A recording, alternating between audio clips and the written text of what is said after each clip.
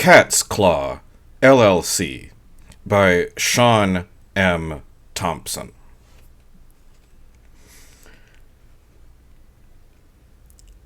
Danielle was beyond annoyed she had to go to an interview at 9 p.m. on a Thursday. The online listing for Cat's Claw LLC said the company was forward-thinking and ahead of its time. Never mind the buzzwords, the salary for the position was well above what other companies she had searched through listed for secretarial work. So, cryptic name or not, and terrible time for an interview or not, Danielle dolled herself up, put on her best navy skirt and blazer, and drove her beat-up sedan through freezing cold and a night so black she wondered if daylight would ever return. She had the address plugged into her GPS, though the damn thing couldn't seem to find the road she needed. This was an isolated part of central Massachusetts, most of the stores already closed, save for a positively ancient-looking gas station, the neon T above the storefront burnt out. Dense forest of pine, white birch, and oak surrounded her on either side, tall grass and scrub brush meeting the dirt by the side of the road. Light flakes of snow started to fall from heavy cloud cover, as if to say, "Hey, Danielle, I know you thought things couldn't get any worse, but guess what? They did, so fuck you." She passed an old, abandoned church, faded white paint on dilapidated wooden beams, a large bell rusted within the steeple. A boarded-up strip mall long past the days when it held thriving businesses appeared, the ghost of a time when perhaps the town had seen prosperity. Finally, she spotted a metal signpost lying flat in a patch of grass off the street. "Jesus Christ," she mumbled, letting the car roll to a stop. As she had suspected, the weathered sign was for Birch Lane, and a good thing too, because she had only 10 minutes before her interview was set to start. The route was a one-way street riddled with potholes, which led past abandoned warehouses with broken windows, old wooden pallets gone to rot stacked haphazardly on the loading docks. Eventually, the scenery gave way to heavy wilderness without a single streetlight. Something darted among the trees to her left. She did her best to convince herself it was just a deer, despite the size and shape of the thing being all wrong. "They better have a good dental plan," she muttered. The road came to an abrupt halt at a rounded-off dead end. Danielle stopped the car, double-checking the GPS. The machine had lost any signal. She slammed the wheel with her palm in frustration, honking the horn without meaning to. This was the last thing she needed right now. She backtracked the way she'd come, driving slowly. As she passed the spot she'd thought she'd seen the animal darting, she caught the barest hint of a dirt road. She had to take it slow, easing the car in, as there was barely room for even her small car to fit. Large branches hung over the dirt road like skeletal limbs, and she found herself wondering how any sort of business could operate, being so remote, with such a complicated route to get to their main offices. She checked her watch, saw she only had 3 minutes until she'd be late, and accelerated. She finally saw what looked like an enormous library made of dark marble, with a huge set of stairs flanked at the top on either side by bronze statues of hunched lions ready to pounce. Barely aware of herself, Danielle got out of her car and made her way up the steps. They seemed to take her far too long to walk up, but soon she found herself in a high-ceilinged lobby with black leather armchairs and a coffee table with hunting and fishing magazines scattered on top. The rust-colored walls were adorned with abstract canvases with dark red and purple arabesques, painted in oils. A skinny man, in a black pinstriped suit, seemed to materialize before her. She gasped, realizing he must have been in the lobby the whole time, watching her, standing still as a stone. "Goodness, you scared me!" "I'm ever so sorry, Danielle." "That's all right, mister. Did you find the place okay?" "What? Oh, I had a bit of trouble, but I managed to find it. Do you need another copy of my resume?" "No need for that, you beautiful creature." She bit her tongue to avoid saying "ew" out loud. They walked down a hall covered in old paintings of hunting scenes. Danielle had never been much of an art expert, but she swore she recognized some of the paintings from museums she'd visited in New York City and Boston. The skinny man's office was painted a purple so dark it might as well have been black. He had a large iron desk with clawed feet, and he motioned for her to sit on a beanbag chair with the print of a human eyeball on it. "I see," she said, and the skinny man laughed, a shrill bird shriek of a laugh, which made her want to run back to her car. "Do you like cats, Danielle?" Yes, I have one of my own." "Excellent. It might sound strange, but I don't know that we could have a secretary that didn't like the furry devils." He opened up his desk and took out a glass jar with sides that were stained brown. "Beef jerky?" he asked, and she shook her head, thinking, God, no. He ripped at the dried meat like an animal, jerking his jaws to rip a hunk off. "Have you ever killed anything, Danielle?" No, I've never gone hunting." "Well, I guess bugs. Do bugs count?" "They do, but I was wondering about something larger." "No, I've never fished or hunted." "Pity," the man said, making a note onto a yellow pad in front of him with a pen fashioned out of the forearm bone of what she hoped was a raccoon. She let that hang, desperate to change the trajectory of the conversation. "So, what does the company do exactly?" she asked.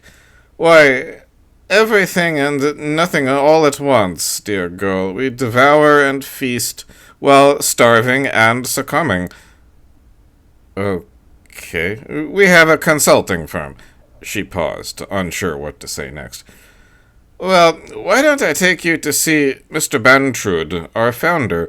the skinny man said. He rose from the desk, and Danielle was shocked to see a door right behind him, one she hadn't noticed when they entered. He creaked open the door, revealing concrete walls, which led down a spiral staircase, gargoyle statues on either side. Modern light fixtures set into the ceiling buzzed and flickered as the pair made their way down the steps. Danielle expected it to get colder, but if anything, it was getting warmer with each twist of the spiral.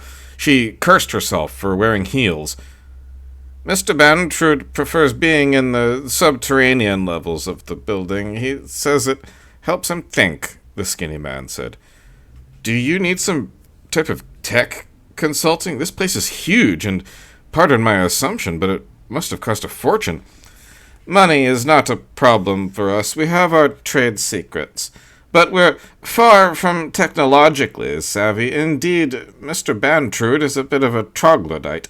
And I get by, but I'm far from an expert. That's part of the reason why we would need your help, to bring us in step with the modern world and all the wonders it holds." They came to a large open room, which looked more like a cave than an office. Whatever architect and designers they had used must have been geniuses. She would never have guessed an expanse so large sat beneath the building, even considering its size on the surface. The room was crowded with stone statues depicting wild beasts, an antelope, a giraffe, bears, a stag, and a wide variety of big cats. A massive lion, with teeth bared, stood hunched and ready to strike by a large circular table of cherry wood in front of an enormous fireplace set into a sheer rock wall. A man in a leather office chair facing away from her. He spoke, and his voice echoed off the rock walls. "Danielle Stanton, so nice of you to come out in such weather." She approached slowly, heels clicking on the stone floor. Still, Mr. Bantrude did not turn his chair. "Mr. Bantrude, it's a pleasure to meet you." She made it to the table and saw carvings in the wood, depicting men with spears, hunting animals of all sorts. "You know, many people think the cat is nature's perfect killing machine, and I'd be inclined to agree," Mr. Bantrude finally said. "Unlike other animals, cats have stayed more or less the same for thousands upon thousands of years. They're fast, they're quiet, but what do you think their most important quality is, Mrs. Stanton?" She thought for a moment. "They're patient." "Excellent. Yes, That's the right answer, exactly. They can wait for hours, stalking their prey, waiting for the right time to strike. Mr. Grenville, leave us.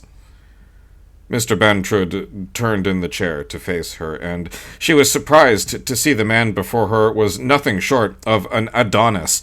His cheekbones could cut glass, his black hair slicked back, and a bit of salt and pepper stubble in his strong jaw gave the impression of hard-won experience in life. Despite her marriage, Danielle found her mind turning to scenarios in which she could make love to this man she barely knew. She caught herself, surprised by the thoughts, and immediately brushed them off. I won't beat around the bush, Danielle. We need a real go-getter. Someone who can go above and beyond the requirements of the job. We, here at Cat's Claw, want the work environment to be filled with like-minded individuals who respect and value each other. That sounds wonderful. He was up and beside her before she could blink, so quickly for a brief moment she thought she was dreaming. Whoa, geez, Mr. Bantrud. Please, call me Jacob. Here, I want to show you something. He pushed a carving of a lion on the table, and a drawer underneath popped open. Mr. Bantrud reached inside and pulled something out, which he instantly put in his mouth and began to gnaw. She squinted, eyes adjusting to the gloom before she could identify what he ate. Danielle gagged when she realized what it was. He ripped another hunk of flesh off the severed hand and chewed, moaning with pleasure. Everyone assumes Wendigos have to be Native American, he said. They have positively primitive notions of what it means to be a modern Wendigo in the 21st century. We don't live in the woods, and many of us are able to integrate seamlessly into society, and that's the service we at Cat's Claw provide to our clients. We help young, up-and-coming Wendigos integrate into society and give them support and tips on how to procure sustenance. Many of our clients are very affluent, and we of course charge a suitably proportional fee for our services. Stay away from me, Danielle shouted. She stood, backing away, staring at the cold dead flesh in his hand, at the stub of bone that poked out where the wrist would attach. Danielle, I know it's a lot to take in, Mr. Bantrud said, but what if I told you that you could walk away tonight with $10,000 in cash just for this interview, whether you decide to take the job or not? She stopped and did her best to calm her nerves, shutting her eyes tight. She breathed in deep, exhaled, and repeated the deep breathing until her hands stopped shaking. Why should I trust you? Mr. Bantrud reached into his suit pocket and tossed her a wad of bills wrapped in a small piece of twine. Danielle, be realistic about this. If I was going to eat you, don't you think I would have done it by now? Scared and disgusted as she was, Mr. Bantrud had a point. He clearly had the wealth and means to get fresh meat whenever he needed it. Christ, he could probably just go to a bar, wine, and dine any woman of his choosing and do it that way. But this is wrong, she said. Murder is wrong. It's unfortunate, but I don't know if I'd say it's wrong, Danielle. Let me phrase it in a way that strips it of the stigma you've had ingrained into you from an early age. If a cat kills a mouse, is the cat an evil thing? Well, it sort of is. The cycles of nature, the structure of it, this is how order is maintained. Populations of prey are controlled by predators. It's all perfectly natural. But not with people. He stood and regarded her coolly. And why not with people? Human beings kill each other for religious beliefs every day. You can't tell me a man having his head chopped off because he believes in a different imaginary man in the sky is any better of a way to go than dying in a pain-free way after a nice meal and perhaps a roll in the hay. He paused, as if to regain his composure. You must understand I'm not a monster. I don't delight in ending human life. The flesh is a means to an end. We have strict guidelines we encourage if we're to be working with a client. She laughed and was shocked to find herself doing so. "This is insane! You want me to be a secretary for a consulting firm that helps cannibals find fresh kills?" "Not cannibals, Wendigos. I do understand. It's a lot to take in." Now, Mr. Bantrude was laughing, a deep laugh which reverberated off the stone walls. He put his hand on her shoulder and she flinched, but his touch was gentle, and the menace she'd sensed earlier was all but gone.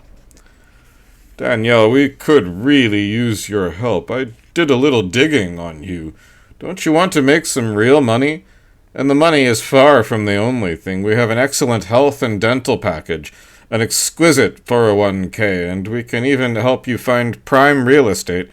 We're on the books as a firm that helps rich clients procure temporary housing when they have business deals." "And people believe that?" "People believe what I tell them to believe. Look at me. I could have any woman I wanted, probably any man if it came to that." Was it really even a debate anymore? Sure, she'd be helping out wealthy monsters that claimed to have supernatural powers from eating human flesh. Yes, morally she felt somewhat at odds with the whole thing. However, he had said they killed the victims humanely. What happens if I say no? "Danielle, we have plenty of meat. You will have to sign an NDA before you leave, and if you tell anyone about us, we will have to kill you, but trust me when I say we will not harm you as long as you can keep our secret. We don't need to. People would literally kill for this job. This opportunity is only on the table once." It was a serious decision to make.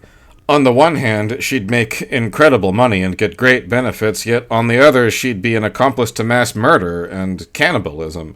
A new car and maybe a new house for her husband Mark and her, but if she turned the position down, she'd probably still have to scrape by with her rusty sedan. They'd need to save for years on Mark's teaching salary and her secretarial to get a house. Danielle thought of all the hours of panic over bills, of the fights with Mark over paying for the apartment, and the strain of being on a limited income. Then she imagined a new life, with lavish vacations to tropical islands, fancy restaurants, expensive clothes, jewelry, maybe a Lexus. Were all the finer things really a fair trade for aiding and abetting rich killers who literally ate human flesh? Danielle only needed a few minutes to decide. It felt strange signing hiring papers right after an interview. She smiled, inspired, and turned to Mr. Bantrude. "Can I try some?" His smile was so wide, she thought he might have had to unhinge his jaw to accommodate it.